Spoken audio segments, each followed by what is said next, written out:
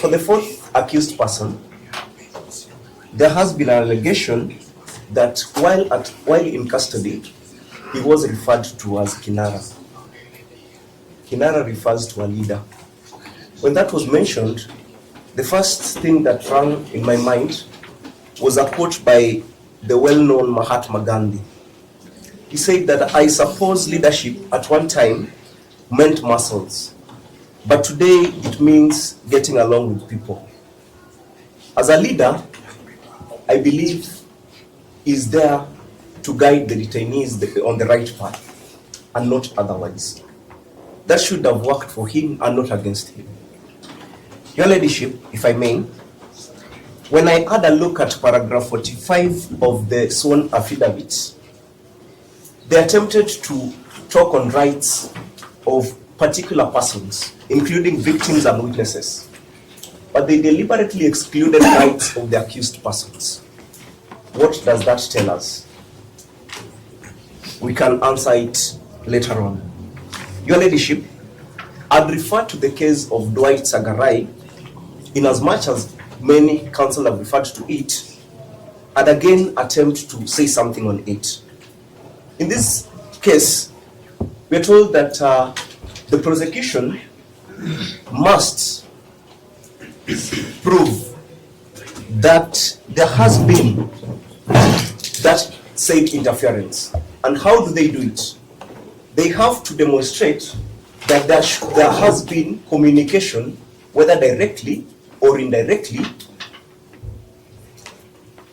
by any of the witnesses. Bring another bottle. Demonstrate that? They must demonstrate that there has been communication between an accused person and any of the witnesses. This has not been demonstrated, despite the fact that they allege that the accused persons were detained by together with potential witnesses.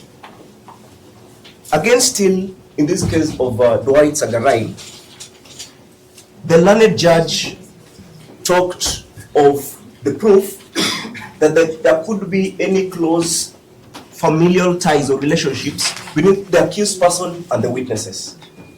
This has not been proved at all, that the fourth accused is having any family ties with the witnesses or even the victims, Your Ladyship.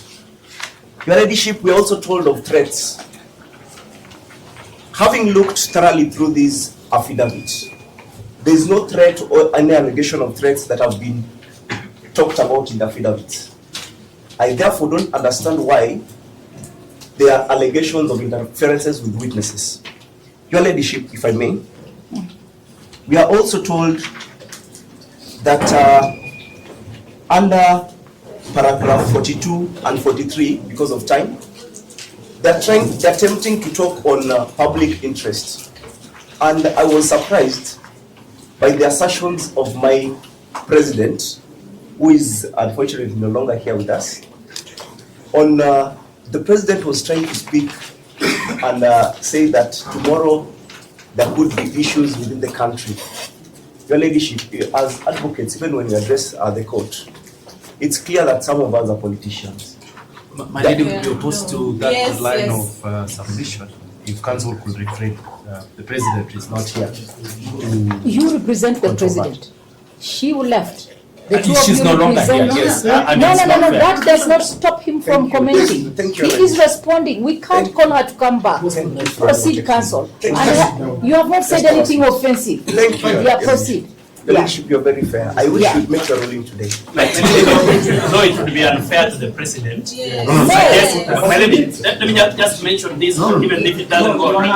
It may be, let me finish first, senior. Counsel, You cannot be on your Counsel, let me just finish saying what I'm saying, even if you don't like it, then the court will rule. I have already ruled and I'm not and My lady, what I I'm have handling the said, question. yes. This counsel mentions that he is surprised that some of us are politicians. The president is not I here. haven't recorded that yet. Yes, so that is the problem The with which president they have. said So there you- will be issues in the country tomorrow. yes, and then That's he it. adds that he's surprised Let that some of us are him say politicians. it. Yes. Listen, say it, Mr. Whitty. Let him I think it say should be it. unfair. Let him say it. Let That me noise is what record. created the ODPP office. No, Mr. Omari, you look like a village elder. I am the elder. No, now listen, Thank you very much. listen. You cannot stop him Yes. to reply to what the president submitted just because she has walked out. It is a record. It is a court record. It will go to the Supreme Court as a court record. No one drove the president out. She had a bad cold. However, the president is ably represented by two counsel in the House. If need be, they can counter. Remember, you are going to counter.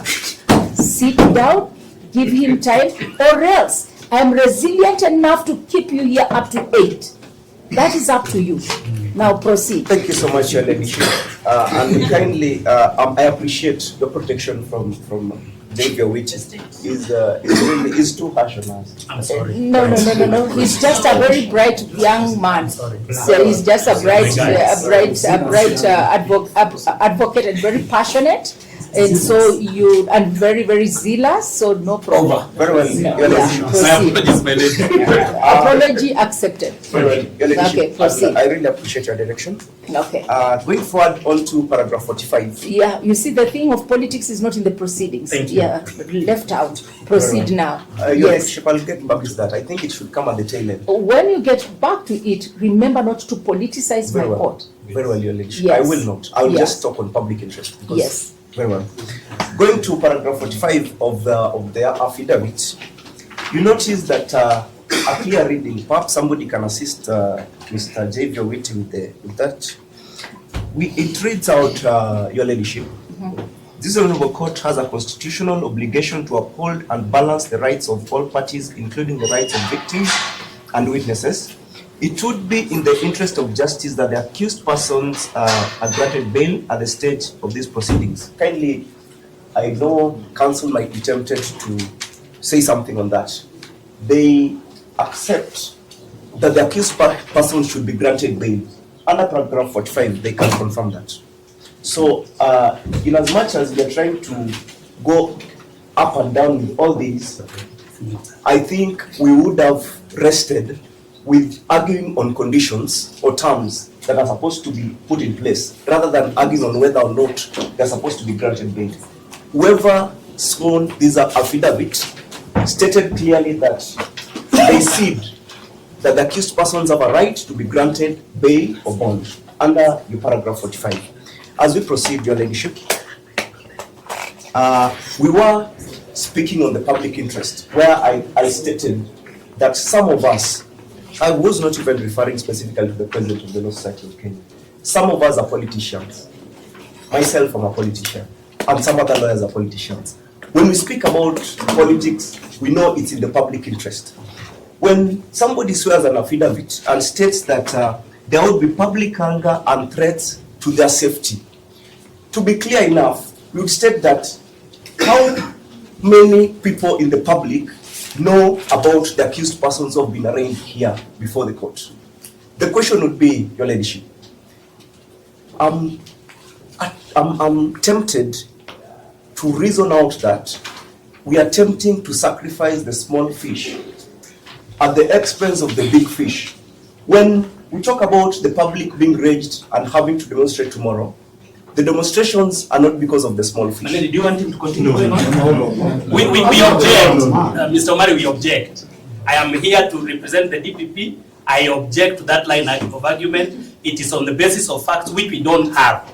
We do not know what will happen tomorrow. Give us those facts so that we go and investigate and come back. With your Maledi, we object. I sustain. Yes. Objection sustained.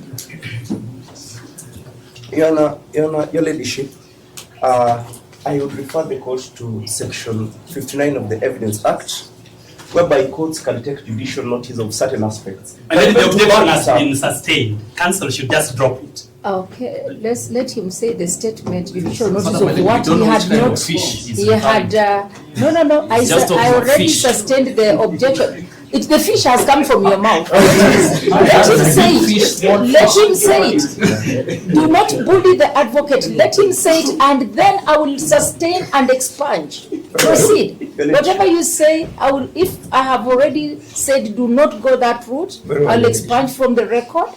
Thank you for your humility. And proceed. I'm trying to buttress my argument. Everyone knows what you're trying to say, and the court has said no. Very well, Your Ladyship. Yes. I'm trying to refer to paragraph 43 of Yes. their affidavit. Okay. That reads that the deceased's killing sparked widespread public outrage and protest, releasing the accused persons as at this stage risks further deterioration of public peace and order. Where does that place it, Your Ladyship? Your Ladyship, I have much to say, but I'll stop it at that for the, in the Confine interest the of time. submissions to your client. You Very have well. done very well, and you are saying it is not because of them, and you leave at that. Very well, Your Yeah. Ladyship. I will leave it at that Yeah. for now. Thank you so much. So, my Lordship, I will begin by indicating that Article 49 and 50 are one of the most important articles in our Constitution. And they speak to the granting of bail and bond and the right to a fair trial. My Lordship, the right to a fair trial begins at the issuance of bail and bond. And courts have declared, which I shall not repeat for the benefit of time in verbatim, that holding persons under unreasonable bail terms or no bail terms amounts to pre-detention. So, my Lordship, it brings me to the question of what amounts to or what grounds can be used to grant my clients, the 5th and 6th accused persons, bail. My Lordship, all cases have been quoted. I will only quote one that is yet to be quoted. I associate myself with all other cases from the defense team. My Lordship, there is the case of Andrew Young Otieno versus Republic, miscellaneous criminal application number 21 of 2017. My Lordship, Justice Kimaru in the ruling indicates that the main purpose of imposing bond terms is to secure the attendance of the accused persons before the court and during trial. He continues to state that the terms imposed by the trial court should not be such that it amounts to denial of constitutional rights of the accused persons to be released on bail pending trial. My Lordship, this supports all the articles of the Constitution and specifically Article 49 and 50. My Lordship, I would also like to speak to the case of Republic versus Paul Odero Oguka, 2015, that was quoted by my good senior and also mentor, Mr. Witt. Mr. Witt. Yes. My Lordship, in this case, they refer to the primary consideration for cash bail and bond. And the good justice indicates that the primary consideration should be the attendance of persons. All other matters, including whether they have likely security reasons, are secondary reasons. Your Lordship, under these secondary reasons, the court indicates specifically that this has to be proved specifically. Your Lordship, the form we have taken of the production of the affidavit means that anything that the defense, the prosecution has in relation to them denying them bail should have been attached. It cannot be submitted alone. It should be attached. Failure to which it will be presumed that there are no sufficient reasons to deny them bail or bond.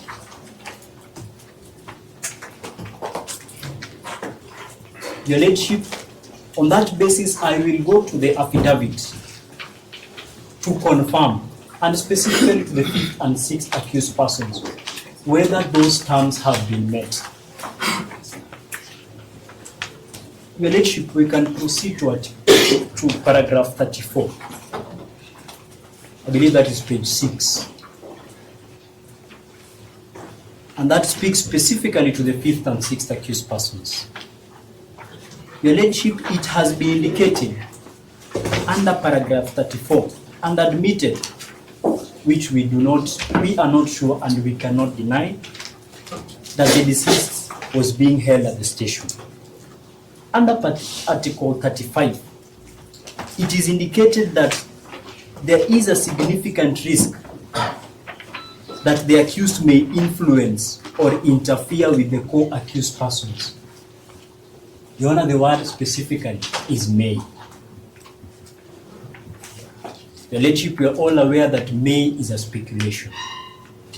So whatever the prosecution is telling us is that they are speculating that they may interfere. Your Lordship, that is not the spirit of the Constitution for denial of bail and bond terms. It should be specific that they have information that they may create a risk. If they are speculating, Your Lordship, we pray that you grant them bail and bond terms. Your Lordship, under Article 36, paragraph 36, it is indicated that their connection to both detainees and officers on duty increases the risk of interference with the ongoing investigation. Their connection to? Their connection to both detainees and officers on duty. Your Lordship, we ought to remember that these are the only two civilians. And I believe it is in the court and public record that they were not the only ones being held at the station. Your Lordship, the prosecution indicates that there is a connection. They have not attached any record, including text messages in and out of the police station between the civilians and the police officers. Your Lordship, again, this is a speculation. Your Lordship, it might be laughable on my side to also note that the two civilians were only being held there for 5 days. I will imagine what connection a detainee and police officers will entertain for 5 days. The two civilians had been held where? At the police station. Okay. Your Lordship, this brings me to the Which fact police station? at Central Police Station They had been detained for 5 days. for 5 days. Why? Your Lordship, it brings me to the facts. Your Lordship, it will be noted that the two civilians were brought to Central Police Station under a miscellaneous application, number E2083 of 2025. Number? E2083 of 2025. That was on the 5th of June 2025. Your Lordship, the claimed incident happened on the 7th of 8th. On that 5th, the court granted the prosecution, it was in Milimani, they granted the prosecution 5 days to hold 4 accused persons. There were 4 at that time, 4 respondents at Central Police Station. Your Lordship, on the 11th of June, which was on a Wednesday, all of them were released by court on the premise that all the evidence gathered did not bring any sustainable case to the 4 respondents. Your Lordship, that was on the 11th of June. 3 days after the occurrence, as claimed from the affidavit. Your Lordship, it is important to note that they were only arrested on the 13th and 14th of June, not at their premise, when they went back to the police station to collect their belongings that the police had not released to them illegally. I would not want to raise something that will be objected immediately, but the court can ponder whether it is a plot. Your Lordship, after their release, they came back and they wrote statements willingly. And they were arrested and taken back and detained or arrested, depending on the words. Your Lordship, on that basis, it shows that my clients, the 5th and 6th respondents, are not a flight risk. They went back to themselves. Your Lordship, a dog does not go back to where it messed up. Your Lordship, A cat or a dog? a cat, my apologies. A cat. A cat.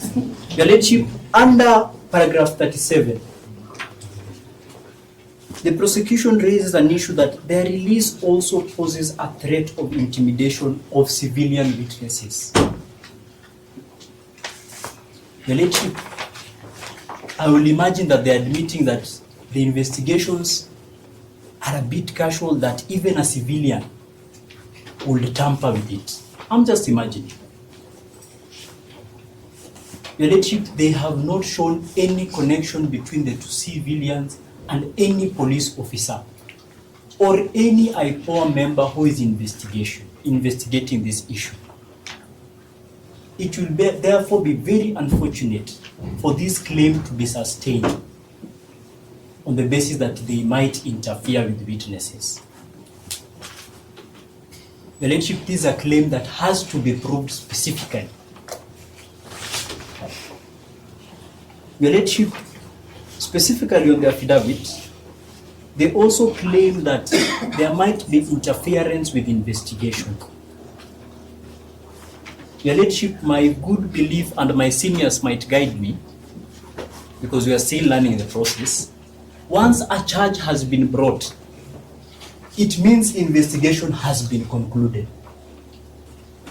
Or in an attempt, they are almost concluding. Which other investigation is being done to put the 5th and 6th accused persons under detention? Your Lordship, as I go to my third final, I will just quote one statement from the Human Rights Committee, General Comment number 13, which has also been provided in the case brought by my good seniors under the case Comment numbers? Sorry, number 13, General Comment number 13, brought under the case of Republic versus Milton Kabulit, criminal case number 115 of 28. Your Lordship, and I quote in verbatim, the burden of proof of the charge is on the prosecution, and the accused has the benefit of doubt. No guilt can be presumed until the charge has been proved beyond reasonable doubt. Further, the presumption of innocence implies a right to be treated in accordance with the principle. It is therefore the duty of all public authorities to refrain from prejudicing the outcome of the trial. Your Honor, the last word is where I want to bring my statement. Your Lordship, continuous detention of the 5th and 6th accused persons will create a public presumption that they are already found guilty. even if they are released, there will be a presumption that the fact that they were there for long, they are guilty. Your Lordship, finally, my second final. Your Lordship, I will bring the court to the issue that has been raised. I wouldn't want to speak on public interest. It has been widely expounded, but I associate myself with the words. Your Lordship, the issue of their security. It has been raised that their security is at risk. Your Lordship, by the affidavit, it is admitted that the deceased died in custody. Your Lordship, why then would you want to hold a civilian who is an accused person in the same custody or under remand? Are my clients safe? Your Lordship, that is the question I ask myself. Are they safer outside or inside custody? Your Lordship, my clients inform me that they are safer outside. On that basis, my Lordship, I plead that the civilians be released. They do not have any form of protection by their own inside any custody or remand. My Lordship, there's also an issue raised on the victims' rights, that they will feel safer when the people are inside. My Lordship, with all humility and understanding to the family, it is also important to note that the accused persons also have a family. Their family do not feel safe when they are inside. After the incident that we are speaking about, they feel safe when they are outside because they are civilians. Who knows what can happen? Your Lordship, there needs to be a balance between the victims' rights and the accused persons. And we submit that this balance tilts in favor of the accused persons in this specific case. Your Lordship, if the prosecution raise an issue that they might be a flight risk and run away, Your Lordship, we are ready to deposit all necessary documents required by this court, including sureties, so that the court may release them. And they can also report to this court or any police station, even after 12 hours. Your Lordship, it is also noted that the accused persons are young persons with jobs. I have their employment contracts which I can supply and which I do supply. Your Lordship, just to note that they have been in custody now for more than 21 days. Your Lordship, I plead. It is public knowledge that it is difficult to get a job anywhere within the Republic. Continuous dissensions of the 5th and 6th accused persons actually puts their jobs in jeopardy. And just to note, they are presumed innocent. In the event they are released with no job, I believe IPOA offices is just next to the national statistics of crime. They understand most crimes are done by unemployed people. Just to save this country, my Lordship, allow them to go back to their work. They will be ready to report anytime this court requires them to report. Your Lordship, my final, and very final. Your Lordship, I submit that the 5th and 6th accused persons have families. They are all present in court. Your Lordship, the 5th accused person has a wife and a very young child who are very reliant on him.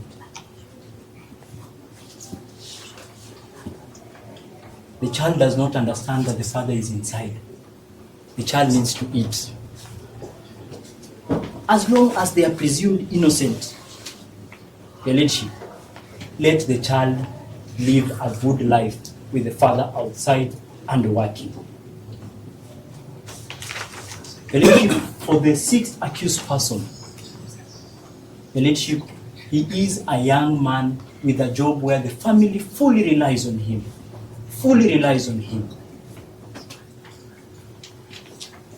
And they have all traveled from their places to appear before you. Your Lordship, for the survival of this family, even after this case, this is not the end of it. When they are released, which we believe they shall be released, their families need to survive. Your Lordship, for that sake, we plead with you, humbly, kindly release the fifth and sixth accused persons on reasonable cash bail and bond terms. Your Lordship, that is all I wish to say.